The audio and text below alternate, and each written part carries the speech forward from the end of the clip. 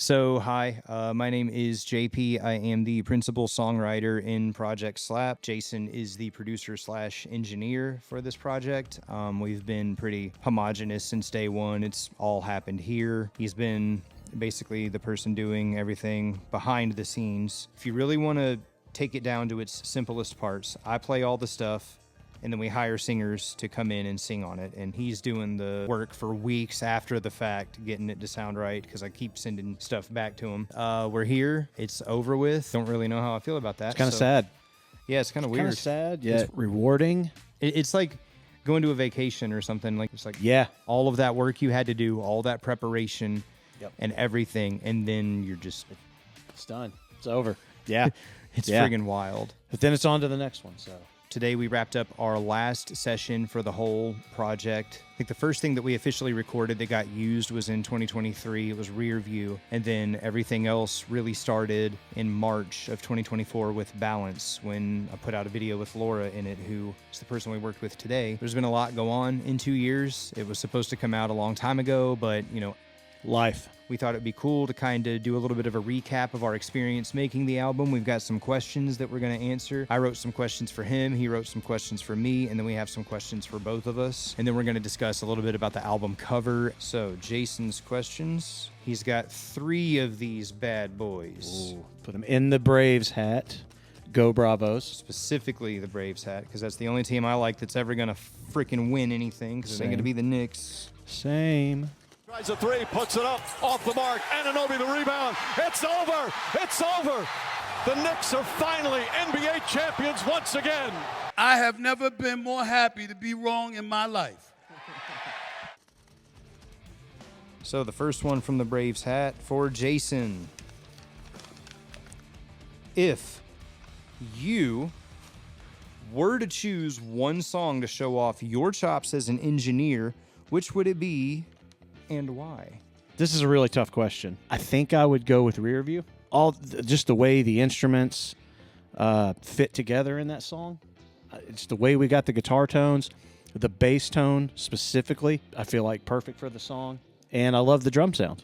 And I thought Derek did a great job with his vocal. And I love what he brought to the table with lyrics, and he was very open to any idea we had too. Absolutely, like the gang vocals and stuff. And then he brought a lot of his own sort of ideas that are the lyrics that are delivered differently. So it kind of almost sounds like you're going on a ride. I thought that was kind of cool. Absolutely, yeah. Like I said, tough choice, but I think I would go, with Rear View. All right. What's one valuable thing you learned making this album, both as a producer and an engineer?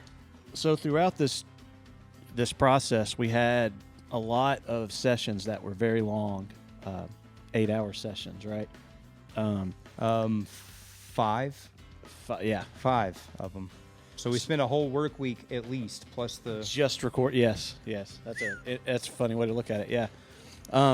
It helped me better prepare for sessions and know how to prepare for especially long sessions where you're going to be jumping around from different instruments, going from drums to bass to guitar. It taught me that I needed to streamline my studio more. So we're not waiting for 30 minutes for setup time or an hour or whatever the case may be. It's like I really like having my studio set up to where everything is streamlined and we can jump from one thing to the other. You never know when somebody's going to come up with an idea. Nothing sucks the creativity from the room more than an idea because we got to spend 20 minutes setting something up or whatever, you know. So yeah, I would say just having everything set up and ready to roll as much. That's why before every session I always got with you and I'm like, hey, what are we doing? Tell me everything we're doing that you know of so I can be as prepared as possible, because at that time it's just barbecue chicken. Exactly right. I don't know what that means, but yes, that's exactly right.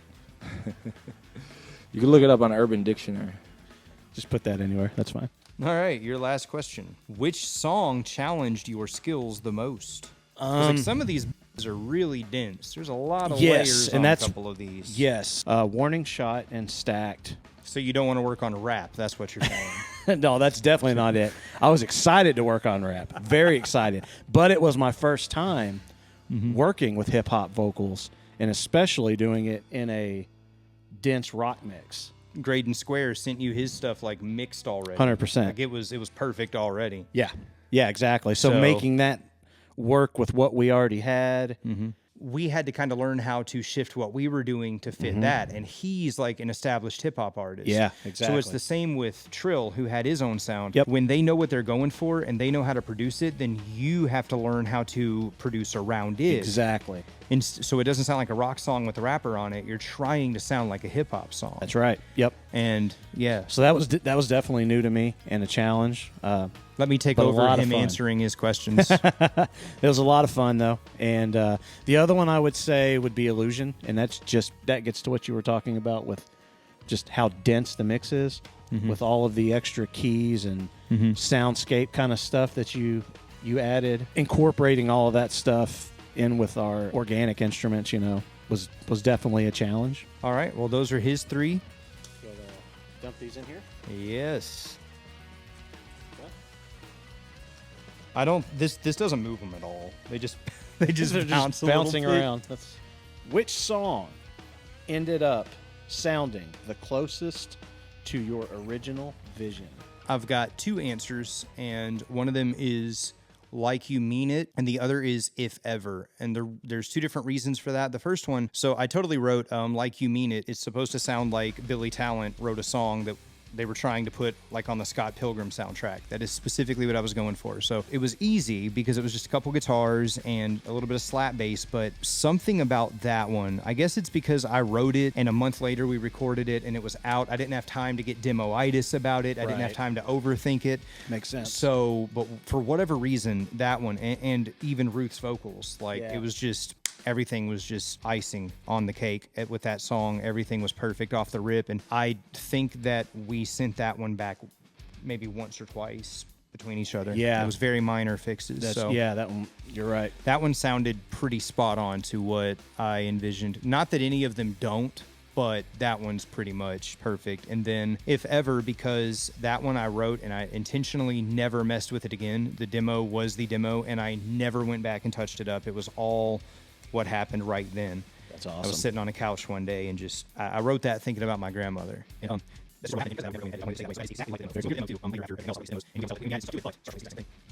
Awesome. I like how we were gonna keep these short. Well, All right, so that starts with that line. And then all right. How did you decide which artists to feature? And were there any demo songs where you immediately knew who you wanted on vocals? Well, the cool through line between everyone on this album, and I didn't do this intentionally, this is just kind of how it worked out, is I've actually played shows with all of these people except for Graydon Square, who's like, he's on like the other side of the country. He's not local. I don't know. It's different each time, but a lot of times I just know that I like somebody's voice or they got like kind of a unique vibe to them. Like You Mean It kind of comes in and it's supposed to sound sort of like Billy Talent. What I liked about that is that Ruth, her voice shouldn't have worked so well over that because she's like from a whole other stratosphere of music. Yeah. And she made it work. I think it's also worth mentioning, if I haven't already, that the vocalists come up with their melodies too. I don't write the melodies, so they come up with the hook and they write it and sing it and everything. So And let's not forget, you don't know what they're bringing to the table until they're here.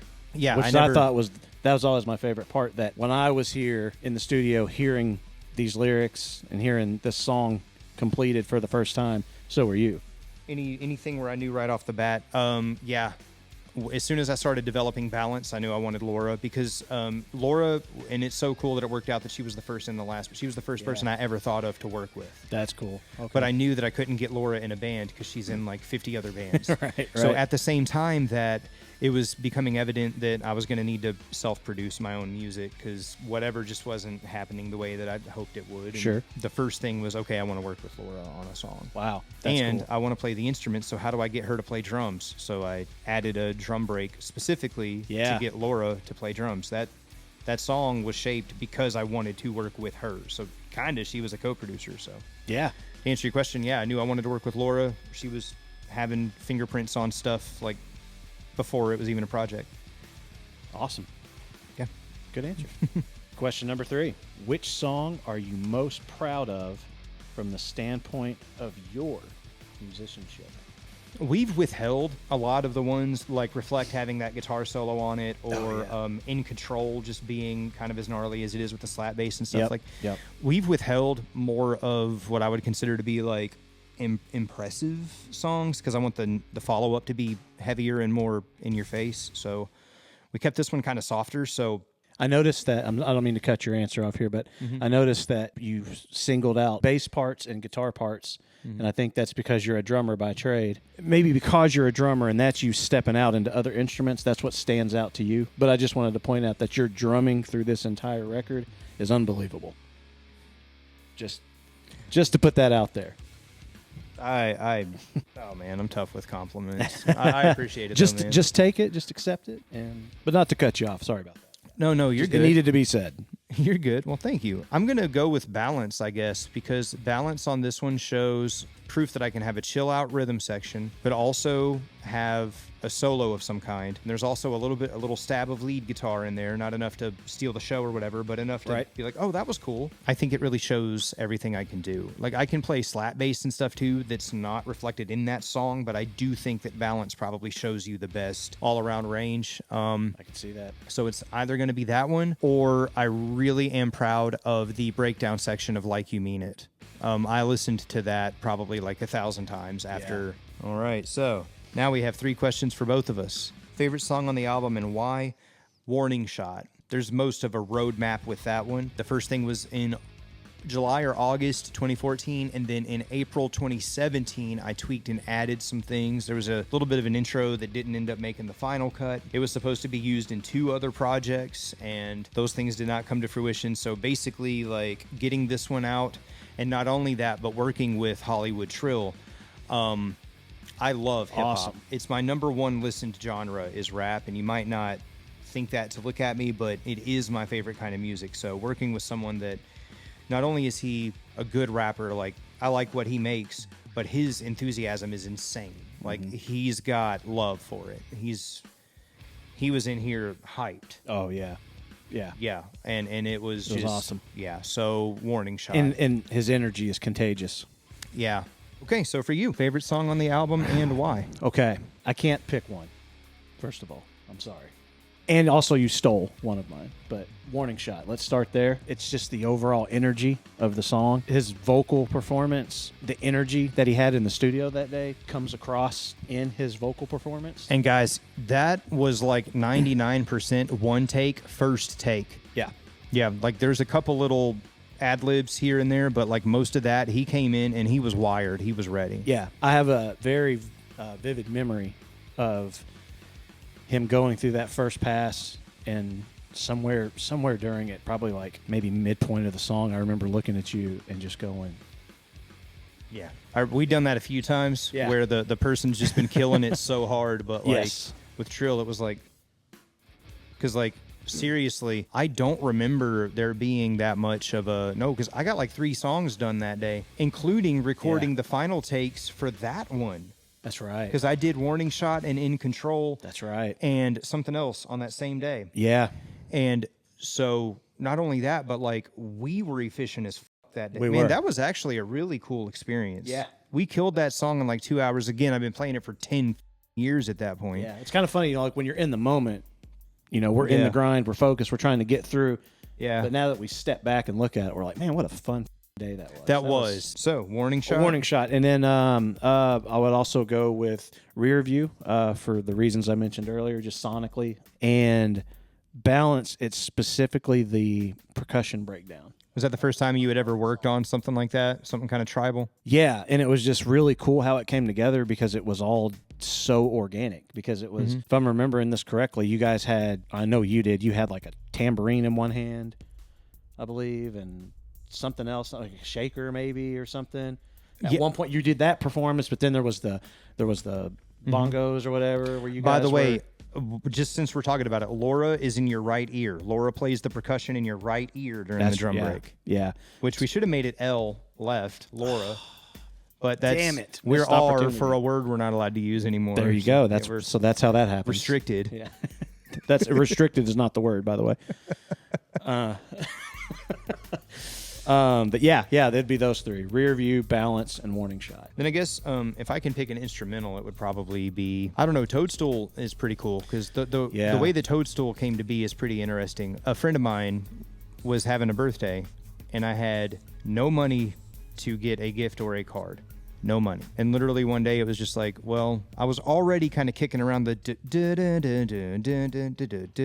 that main like acoustic riff in the verse or whatever. Toadstool was a really weird thing. It just kind of like came in one morning before I went to work one day, and that was it. Another one that was supposed to be on a different project that ended up getting shelved, so I decided to just, instead of, because it would have been really weird to try to find vocals that would go over top of it, and so it just kind of seemed like it would be better to just leave it as something that might not be fully realized, and just kind of let it be that rather than trying to force it into something. And then that's also the story with why it fades out the way that it does. It's supposed to tell you a story that in the end some things just kind of fade away unfinished. So number 2, favorite memory making this album. I believe March 2023 was when I came in and we did Rear View, the first take for CKY. Dude, we were on fire that day. It was CKY, Rear View, Reflect. Oh yeah. We did Reflect, which isn't on this album. Yep. Dude, we were taking names that day. We got a lot done. And that was the only time also that I brought lunch. I brought that little cooler that had food in it. That's right. Yes, yeah. But no, my favorite memory making the album was that first day that we got a lot of work done, and eventually like a lot of it kind of had some jitters and a lot of stuff had to get redone just because it was just so exciting to be hearing things and you're not hearing the little mistakes. And then I would go home and listen to it the next day and be like, oh, ouch, I need to redo that part, because you don't hear it at first because it's like, oh, yeah, I'm so excited. Right. Yeah. You know? Yeah. And, it's something you got to be cautious with on those long recording days, because ear fatigue is a real thing, people. And so is finishing each other's sentences when you've been hanging out too long. That's right.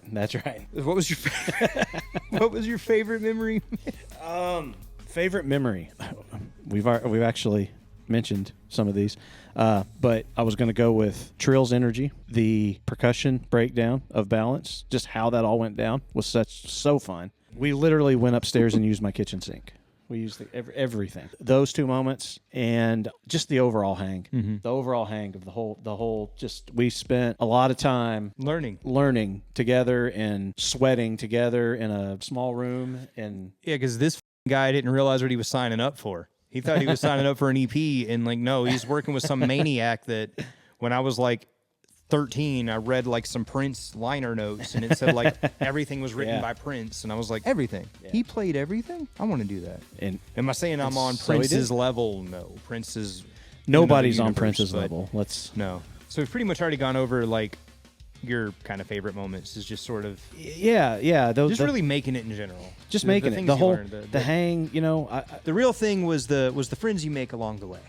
There you go. But I mean, it's a true story. It's a true story. I mean, you started as a client, now you're a buddy. Yeah. You know what I mean? Yeah, on someone else's. We actually were introduced by a buddy of mine back in the day who was working on a song, and I ended up playing drums and bass on it, and for whatever reason, that one never released, and then I worked with someone else, and for whatever reason, that one never released, and then there was the other guy, too, where I ended up doing the guitar, too. Yes. I know what you mean. Yep. And that one never came out. So eventually we were like, I'm kind of tired of doing all this work and getting all excited. And I'm like, oh, yeah, I'm in the studio. And then you never even hear the So it's like, it almost makes you think like something's wrong with you. It's like, do I suck or something? Yeah, like, right. y'all getting home and realizing that you don't like me? You'd be surprised how much that happens just doing this. Oh, people go home and realize I suck? Yes, 100%. How many projects get started by artists and they don't go through with them for whatever reason. They don't finish them. They don't put them out. Number 3. Some bits of advice you would offer based on the making of this album in any capacity. My first one, tune before every take. Every take. Even if you just tuned 10 seconds ago and recorded 10 seconds. Tuning is free, kids. Tune again. It's free. And use the same tuner consistently. Yeah. I would say don't be so hard-pressed on an idea you have for something that you're not willing to let a better idea come into focus. Do you know what I'm saying? The you trying to say? Don't get so attached to a demo, and you're really good about this, But don't get so attached to your demo, to your original idea that you're not willing to, on the fly, try something. You know? Yeah, let me piggyback on that too. If you are a type who's kind of more of the self-contained, make yourself teachable and listen to other people. The first time he corrected me, it hurt a little bit, but I knew I needed to hear it. You remember that? Yeah. He was like, man, I got to be honest with you. I think you're going to want to redo these drums. I don't think this is up to your standard. He wasn't trying to insult me. He was doing his job. So if you're going to let other people come into your process, learn how to be teachable, learn how to work with people. Most people that you're close to and you're going to be willing to even hear any kind of advice like that about a song or a project you're working on, most people have your best interest in mind. Yeah. And you got to step back sometimes, and it's tough sometimes when these songs are your babies. Like, so it's hard sometimes, but to take that step back and like consider something else. But This was something I suffered from the most. Slow the down. Make sure the take is good. Make sure you came in on time. Breathe a little bit when you're tuning. Get ready for that next take. If you up 10 takes before that, it doesn't matter. Let it be fun. Don't let it be a chore. Don't let it be, oh God, I got to take this damn song, and oh God, I got to do all these. You don't have to do. you get to. You get to. Speaking of which, did you realize I didn't turn on either of these lights?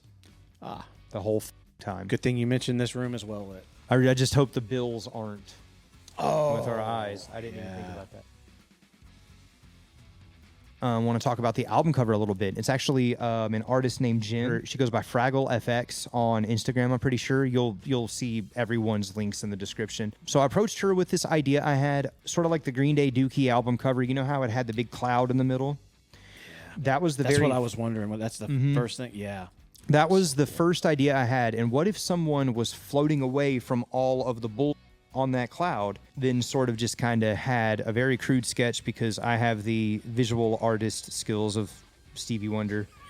If he was drunk, that's probably offensive to someone. I'm sorry, but it's not like he saw it coming. What this album cover is supposed to represent is basically your desires, the structures that are supposed to hold us all in place and kind of keep us at the status quo, eating the food they want us to eat. You see the doctor throwing medication at you while you're trying to float away. You see the government pointing at you. You see the UFO, which there's a couple things on here I did not ask for. She added the astronaut helmet because I didn't tell her what expression I wanted. That's cool. And that turned out to be perfect, because the mat is going to be a mirror. Yeah. So you see yourself in this project, and that's what this disc is going to look like too. That's rad. And that's all her idea. So Jen really took this up a notch. Yeah. I love the color work. Again, like I just gave her the It's idea beautiful. of a person floating away from their job, the fact that we're all getting screwed by the pharmaceutical industry. The two leather-clad sexy women is just supposed to represent your desire. And then the eye and the flower, I didn't request that one either. That was an addition by her, so I don't know exactly what that means, but I like to think that it means like Big Brother's watching sort of deal, maybe. Yeah. It looks like a flower, but it's actually you being and surveilled, I maybe? like that the guitar, the bass and the acoustic guitar are on the cloud. One of the reasons the world's so negative is because it is a minefield of dead dreams. It's a graveyard. They just let things die, and then when you do it, oh, you're gonna dream. Oh, I'm sorry, I can't give you off to go to that show. And there's just a little part of them that you can just kind of tell. People don't like this for whatever reason. That's why it's called the Audacity. You have the audacity to believe in yourself. What are you, some kind of idiot? Get back in line. Go to work. Right. That's what this is. And it's like, well, fine. You, I'm going to go do this thing anyway. It's kind of the attitude I have, which has really held me back in a lot of ways, if I'm being honest with you. Like, punk rock is cool on paper and in the studio. In real life, it's problematic. But anyway, that's all I have to say about the album cover is I think Jen killed it. She took exactly what I wanted and took it to the next notch. And I didn't mean to cut you off, but something I wanted to bring up because I forgot to say it is the ice cream melty clouds. That is so cool. Yeah. Did you notice that? I did not notice that. Yeah. That's rad. Yeah. And then I like how the helicopter has red and blue on it, because that is supposed to indicate that the government apparatus is red and blue. Yeah. There is no team that's better than the other, and I'm sick of that cult bull. 100%. Sorry to preach, but that's what that's supposed to mean. Yep. As far as the hot air balloon and the UFO, those were her touches. I love them. What do you think about it? Well, I'm just learning about the Dookie correlation, and that is really cool to me because if you remember, that's one of the first things we bonded on was Green our Day. love of that record. Mm-hmm. That record is like and how Trey Cool's drumming wasn't perfect, but it was perfect. Yes, 100%. Yeah. And it's How kind of we missed records like that. I think that was one of the first conversations we had. Yeah. Yep. And that, Wow. And Holy it sh- all ties together. And to today me. we Yeah. recorded a song called Full Circle. Full circle. Look at that. Dude, we got to go play lottery tickets. Yeah. bro. Yeah. What are we doing? Yeah. It's a beautiful piece of art, and I think it's absolutely perfect for this project. Mm-hmm. Very cool. I just think that it's one of those things that I want it to be weird. Yeah. And I mean, I'm telling you what I told her that I wanted, but if you pulled something out of it, then that's right too. There is no correct interpretation. It's whatever this means to you. I can just tell you what my idea was to boil it down, having the audacity to float away from the long enough to do this record. But yeah, so thank you for sitting here while I verbally effluviated everywhere. Anything you want to close with? Just thanks for the opportunity, man. It was a lot of fun. It was. I appreciate It all was the a great hard time. work. Because Absolutely. again, like, I want to close by saying, like, thank you to everybody else. Because yeah, it is a project where one dude's writing and recording everything, but this guy is like 50% of the equation, if not more. And then the people, our friends that came in and added their icing to the cake. I really can't state how well this process went. Awesome. Nobody stood us up. Nobody f***ed us over. Nobody showed up drunk and couldn't perform. There was no. Everyone showed up ready to handle. And I've had all business. of those things happen in the studio before with other people. Yeah. That does happen. There were no horror stories other than like, oh, I had a good take and we forgot to hit record. Wah, do it again. Right. It's gonna happen. So. Yep. Absolutely. But yeah. Well, hey, thank you for watching so much, and just be on the lookout. As soon as the smoke settles here and we kind of get a roadmap, we'll be hitting you with some new music. Peace. Thank you.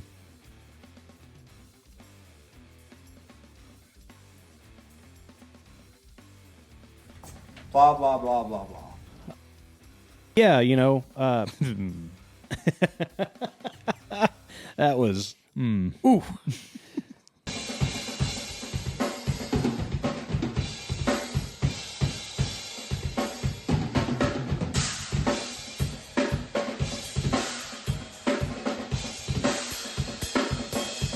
Wait, actually, I was Oh yeah. Continuity. okay.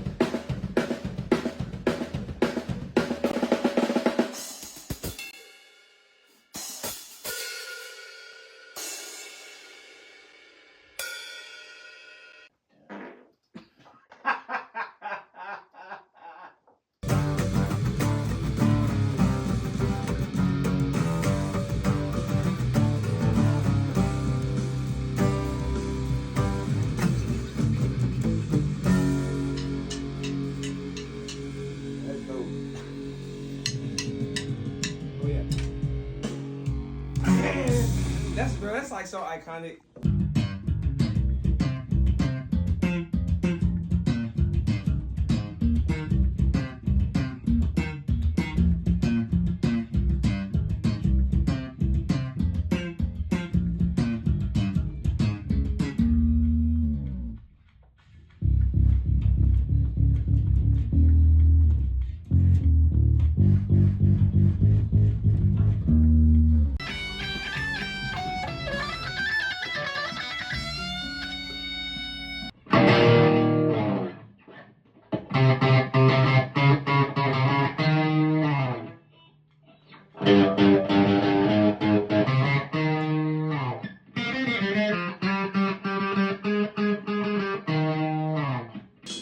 I'm a shot caller like I'm holding a revolver with infinite rounds. You can hear when it sounds. It go rum pum pum pum. Rat tat tat tat. It this now whenever. No time for holding back. It this now whenever. I guess it however. And they be so astonished.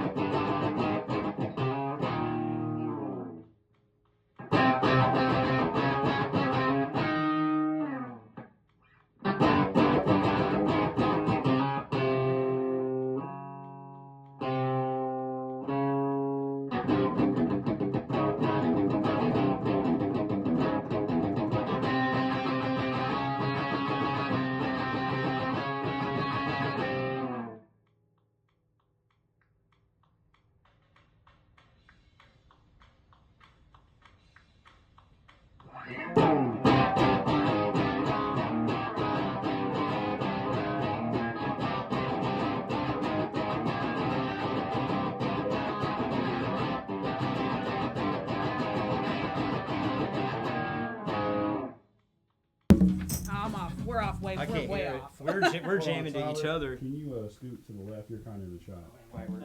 I'll probably be moving a little bit, shaking my little white boy.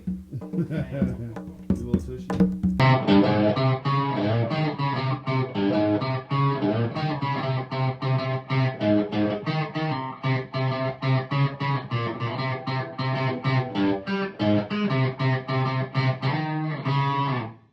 Okay, so what is today's date? April 12th. I've got a.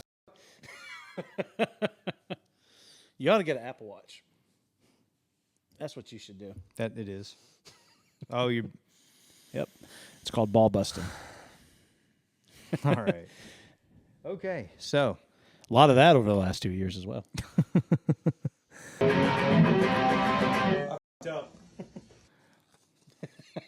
Is that... Dude, I really didn't sleep well either. That's been okay. Let's get the Braves hat. Yep. Upside down, but that's okay. I do that shit all the time, dude. That's the issue. I'm like, I've been playing for years. It can't be something obvious, and it's always something Always obvious. something like that. Always. All right.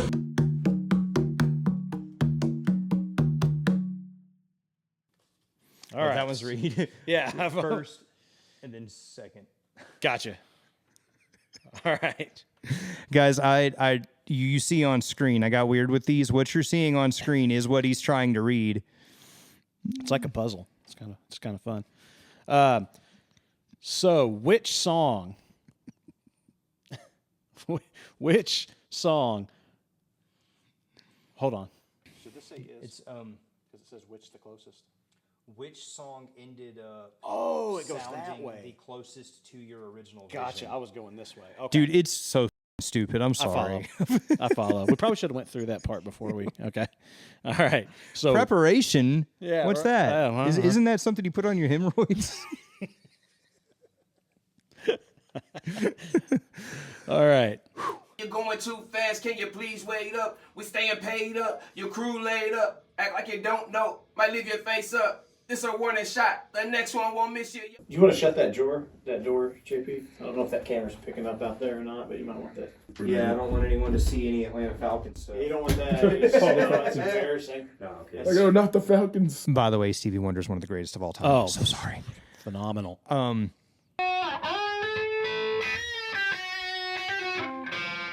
That was terrible. Dude, I have changed the settings on this thing like 4 times to make it stop doing To make the it screensaver.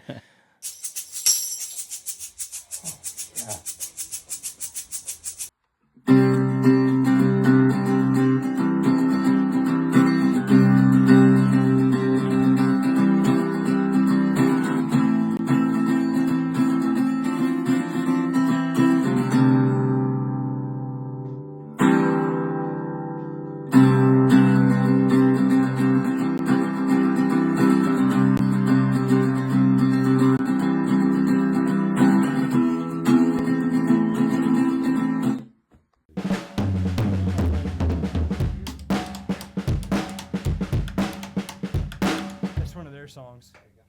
That's the Geriatrics Jam or something like that. Hey, Mom.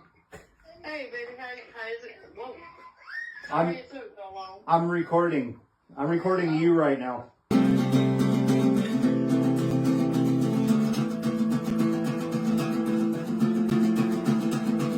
Yeah, I think women get their periods at the same time. We got to pee at the same time. Mm-hmm. There's only one room down here, so it's kind of awkward. But do what you got to do. I just did it again.